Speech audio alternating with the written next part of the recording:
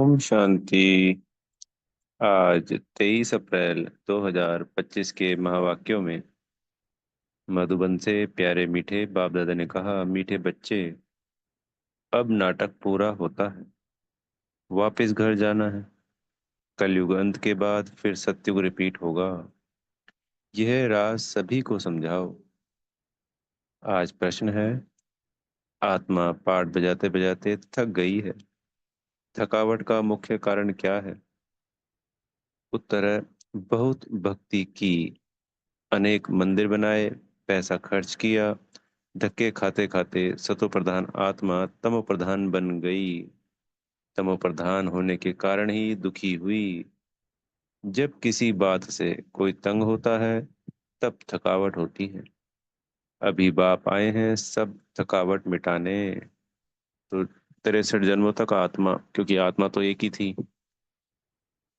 2500 वर्षों तक भटकती रही उस परमात्मा को पाने के लिए, सुख शांति को पाने के लिए, पर कोई प्राप्ति हुई नहीं। तो अंत में थक जाता है आत्मा। तो इसलिए हम भी थक गए और बाबा आ गए हमारी थकावट दूर करने। ओम शांति।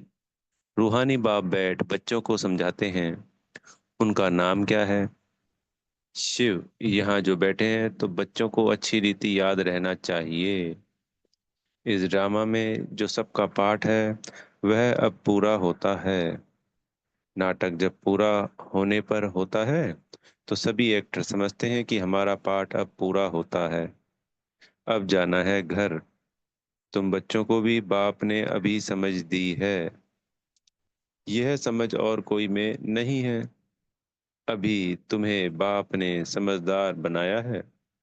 बच्चे, अब नाटक पूरा होता है, अब फिर नए सिरे चक्र शुरू होना है। तो आत्मा को अपनी नई यात्रा पे शुरू से जाना है। नई दुनिया में सत्युग था, अभी पुरानी दुनिया में यह कलयुग का अंत है। यह बातें तुम ही जानते हो। जिनको बाप मिला है, नए जो आते हैं तो उनको भी यह समझाना है। अब नाटक पूरा होता है, कलयुग अंत के बाद फिर सत्युग रिपीट होना है। इतने सब जो हैं उनको वापस जाना है अपने घर। अब नाटक पूरा होता है। इससे मनुष्य समझ लेते हैं कि प्रलय होती है। अभी तुम जानते हो पुरानी दुनिया का विनाश कैसे होता है। भारत तो अविनाशी खंड है, बाप ही यहाँ आते हैं, बाकी और सब खंड खल्लास हो जाते हैं। यह ख्यालात और कोई की बुद्धि में आ नहीं सकते। बाप तुम बच्चों को समझाते हैं, अब नाटक पूरा होता है, फिर रिपीट करना है। आगे नाटक का नाम भी तुम्हारी बुद्धि में नहीं था। पहले थोड़ी हमें पता था इस नाटक को क्या कहते हैं। कहने मात्र कह देते थे यह सृष्टि नाटक है। हम ये भी कह देते थे रंगमंच है जिसमें हर एक एक्टर्स है। आगे जब हम कहते थे तो शरीर को समझते थे। अब बाप कहते हैं अपने को आत्मा समझो और बाप को याद करो। अब हमको वापस घर जाना है। वह है स्वीट होम। उस निराकारी दुनिया में हम आत्माएं रहती हैं। यह ज्ञान कोई भी मनुष्य मात्र में नहीं है। अभी तुम संगम पर हो, जानते हो, अभी हमको वापस घर जाना है। पुरानी दुनिया खत्म हो तो भक्ति भी खत्म हो। पहले पहले कौन आते हैं, कैसे यह धर्म नंबरवार आते हैं। यह बातें कोई शास्त्रों में नहीं है। यह बाप नई बातें समझाते हैं, यह और कोई समझा ना सके। बाप भी एक ही बार आकर समझाते हैं, तो पूरे कल्प में बाबा इसी समय तो आते हैं। ज्ञान सागर बाप आते ही हैं एक बार। जबकि नई दुनिया की स्थापना पुरानी दुनिया का विनाश करना है। बाप की याद के साथ यह चक्र भी बुद्धि में रहना चाहिए। अब नाटक पूरा होता है। हम जाते हैं घर। पाठ बजाते बजाते हम थक गए हैं। पैसा भी खर्च किया। भक्ति करते करते हम सतो प्रधान से तमो प्रधान बन गए हैं। दुनिया ही पुरानी हो गई है। नाटक पुराना कहेंगे? नहीं, नाटक तो कभी पुराना होता नहीं। नाटक तो नित्य नया है। यह चलता ही रहता है। बाकी दुनिया पुरानी होती। हम एक्टर्स तमो प्रधान दुखी हो जाते हैं, थक जाते हैं। सतयुग में थोड़ी ही थकेंगे।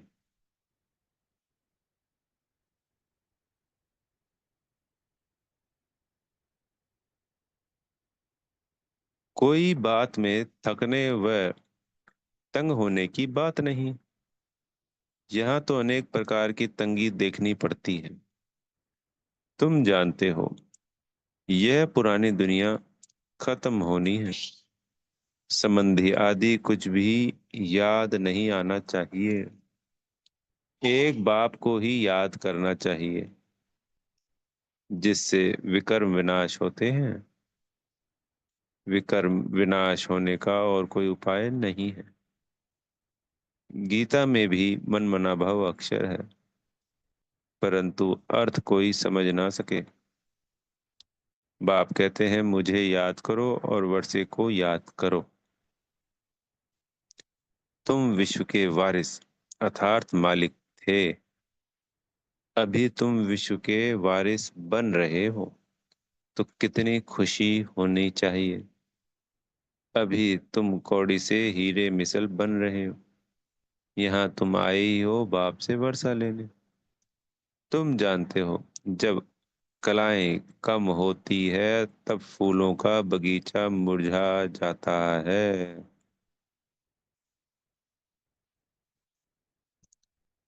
अभी तुम बनते हो गार्डन ऑफ फ्लावर।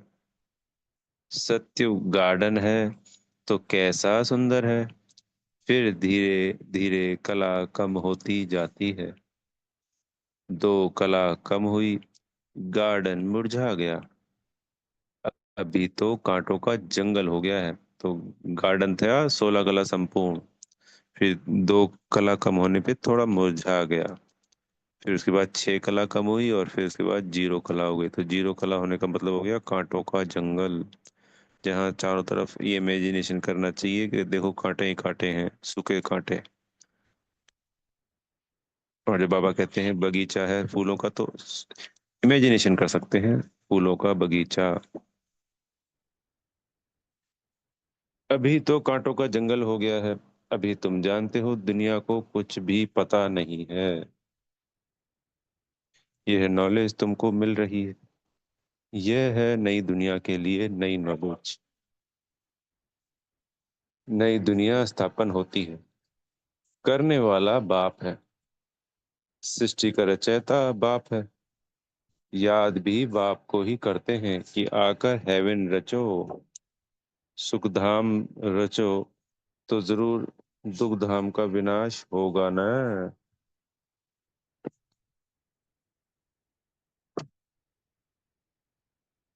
बाबा रोज रोज समझाते रहते हैं, उसको धारण कर फिर समझाना है।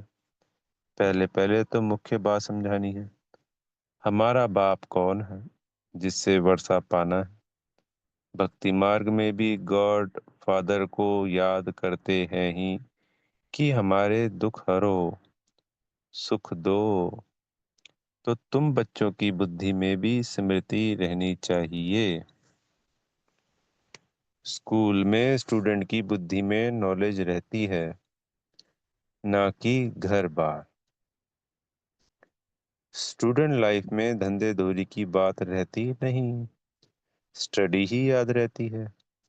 यहाँ तो फिर कर्म करते, गृहस्थ व्यवहार में रहते, बाप कहते हैं यह स्टडी करो, क्योंकि उस स्कूल में तो हम जब जाते हैं तो छोटे होते हैं, तो सिर्फ पढ़ाई की बात रहती है।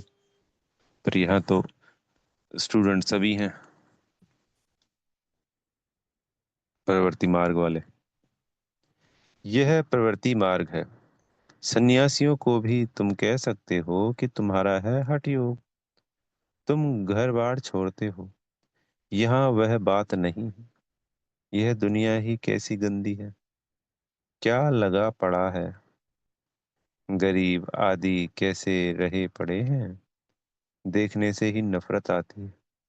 बाहर से जो विजिटर आदि आते हैं उन्हों को तो अच्छे अच्छे स्थान दिखाते हैं। गरीब आदि कैसे गंद में रहे पड़े हैं, वह थोड़ी दिखाते हैं। यह तो है ही नर्क। परंतु उनमें भी फर्क तो बहुत है ना। साहूकार लोग कहाँ रहते हैं, गरीब कहाँ रहते हैं। कर्मों का हिसाब है ना। सत्युग में ऐसी गंदगी हो नहीं सकती। वहां भी फर्क तो रहता है ना। कोई सोने के महल बनाएंगे, कोई चांदी के, और कोई ईंटों के। यहाँ तो कितने खंड हैं। एक यूरोप खंड ही कितना बड़ा है। वहां तो सिर्फ हैं ही हम ही होंगे। यह भी बुद्धि में रहे तो हर्षित मुख अवस्था हो। स्टूडेंट की बुद्धि में स्टडी ही याद रहती है। बाप और वर्षा, यह तो समझाया है, बाकी थोड़ा समय है। वह तो कह देते लाखों हजारों वर्ष।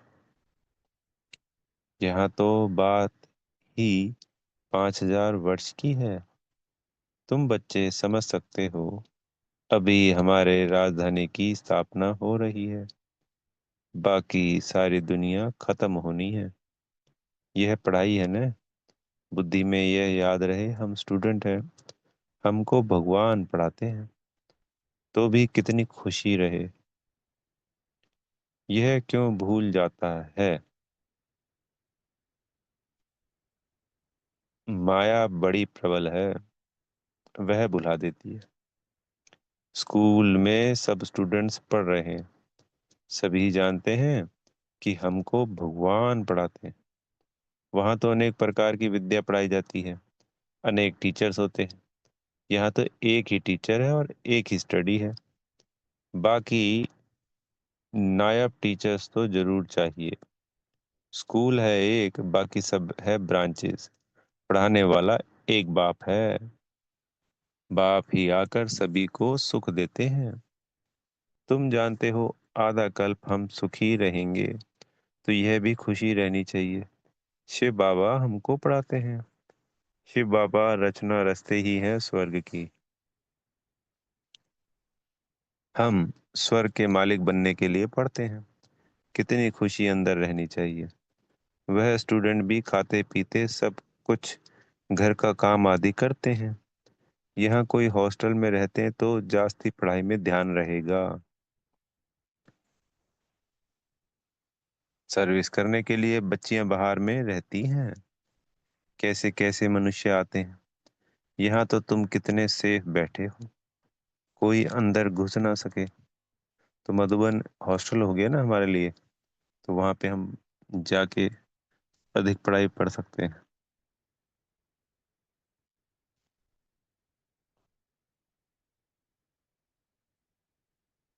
कोई अंदर घुस ना सके, यहाँ कोई का संग नहीं।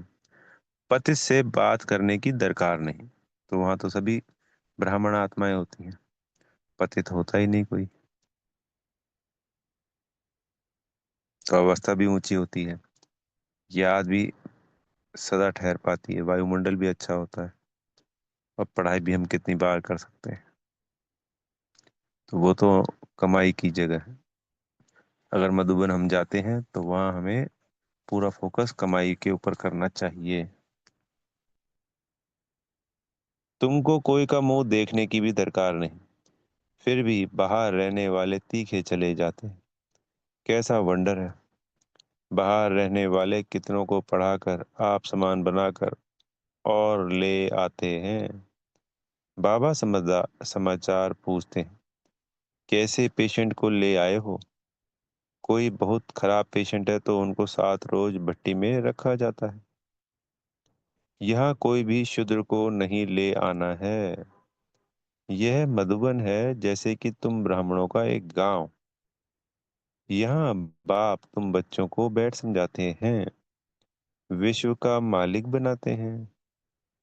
कोई शूद्र को ले आएंगे तो वह वाइब्रेशंस खराब करेगा। तुम बच्चों की चलन भी बहुत रॉयल चाहिए।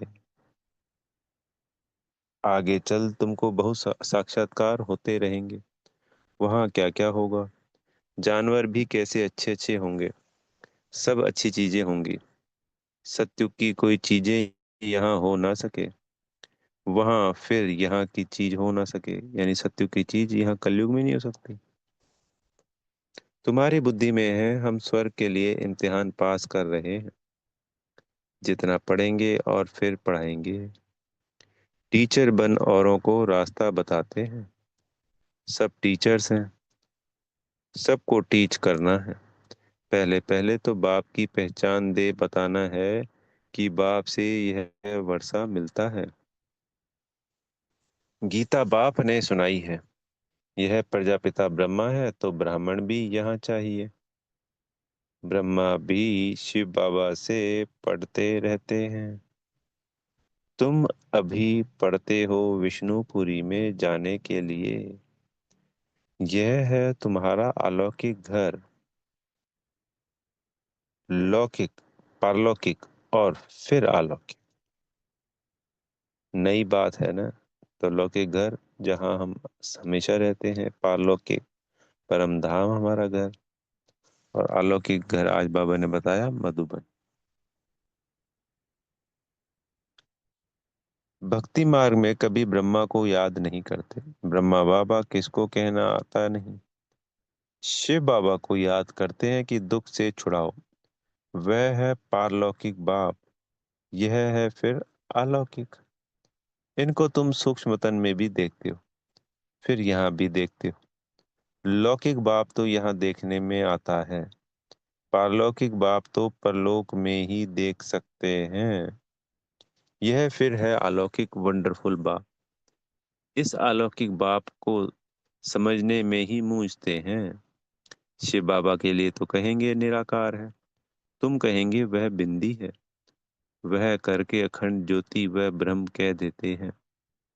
अनेक मत हैं, तुम्हारी तो एक ही मत है। एक द्वारा बाप ने मत देना शुरू की, फिर वृद्धि कितनी होती है। तो तुम बच्चों की बुद्धि में यह रहना चाहिए, हमको शिव बाबा पढ़ा रहे हैं, पति से पावन बना रहे हैं। रावण राज्य में जरूर पतित तमोप्रधान बनना ही है। नाम ही है पतित दुनिया। सब दुखी भी हैं तो बाप को याद करते हैं कि बाबा हमारे दुख दूर कर हमको सुख दो। सब बच्चों का बाप एक ही है, वह तो सबको सुख देंगे न। तो शिव बाबा तो हम सबको सिर्फ सुख देंगे। नई दुनिया में तो सुख ही सुख है, बाकी सब शांति धाम में रहते हैं। यह बुद्धि में रहना चाहिए। अभी हम जाएंगे शांति धाम। जितना नजदीक आते जाएंगे तो आज की दुनिया क्या है, कल की दुनिया क्या होगी, सब देखते रहेंगे। तो अंत में बाबा ने अनेक मुरली में हमें बताया है कि सबको साक्षात्कार होंगे आने वाले समय के, अपने रोल के। ये भी पता चलेगा कि 108 कौन है, सभी को पता चलेगा। और हमारे आसपास वाले के भी क्या क्या बनना है सबको, वो भी बाबा ने बताया, पता चलेगा।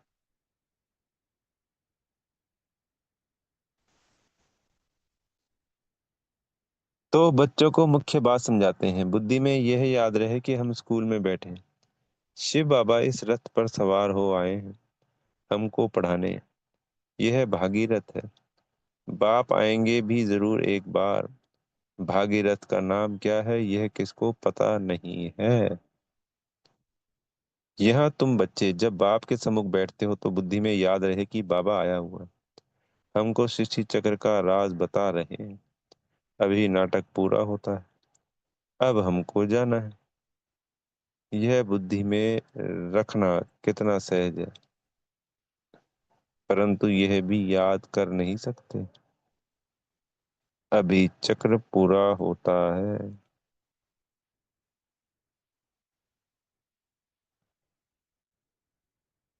अब हमको जाना है, फिर नई दुनिया में आकर पाठ बजाना है। फिर हमारे याद फलाने फलाने आएंगे, फिर हमारे बाद फलाने फलाने आएंगे, यानी जो दूसरे धर्म की आत्माएं आती हैं हमारे बाद। तुम जानते हो यह चक्र कैसे फिरता है, दुनिया वृद्धि को कैसे पाती है, नई से पुरानी, फिर पुरानी से नई होती है। विनाश के लिए तैयारियां भी देख रहे हो, नेचुरल क्लाइमिटीज भी होनी है। इतने बॉम्ब्स बनाकर रखें तो काम में तो आने हैं ना। बॉम्ब से ही इतना काम होगा जो फिर मनुष्यों की लड़ाई की दरकार नहीं रहेगी। यानी एक साथ ही बॉम्ब से ही सब विनाश होएगा, आपस में लड़ने भिड़ने की जरूरत नहीं होगी। लश्कर को फिर छोड़ते जाएंगे, फिर इतने सब मनुष्य नौकरी से छूट जाएंगे। लश्कर को फिर छोड़ते जाएंगे, बॉम्ब्स फेंकते जाएंगे, फिर इतने सब मनुष्य नौकरी से छूट जाएंगे तो भूख मरेंगे ना। यह सब होने का है, फिर सिपाही आदि क्या करेंगे। अर्थक्वेक होती रहेगी, बॉम्ब्स गिरते रहेंगे, एक दो को मारते रहेंगे। खूने नहा खेल तो होना है ना। तो यहाँ जब आकर बैठते हो तो इन बातों में रमण करना चाहिए। शांति धाम सुख धाम को याद करते रहो।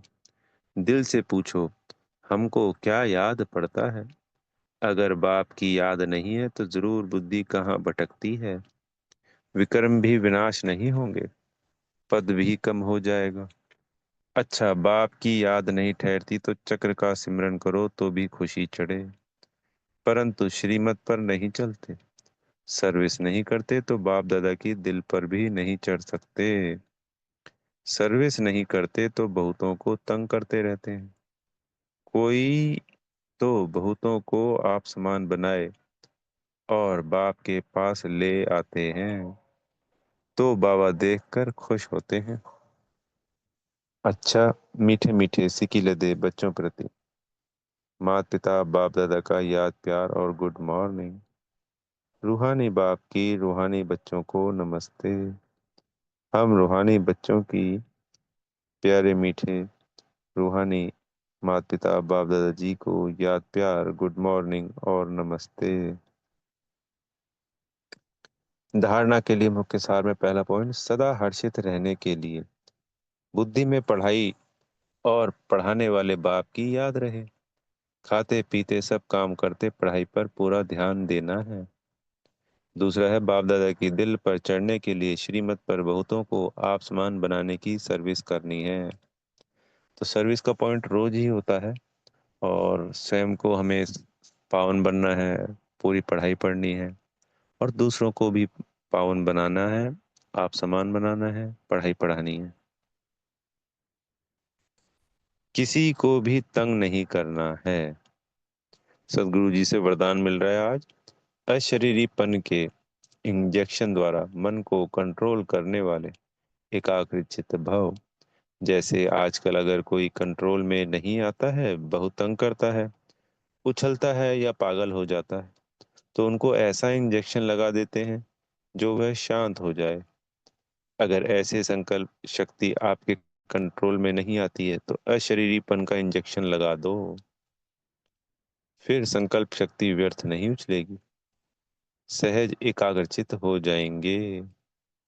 लेकिन यदि बुद्धि की लगाम बाप को देकर फिर ले लेते हो तो मन व्यर्थ की मेहनत में डाल देता है। अब व्यर्थ की मेहनत से छूट जाओ।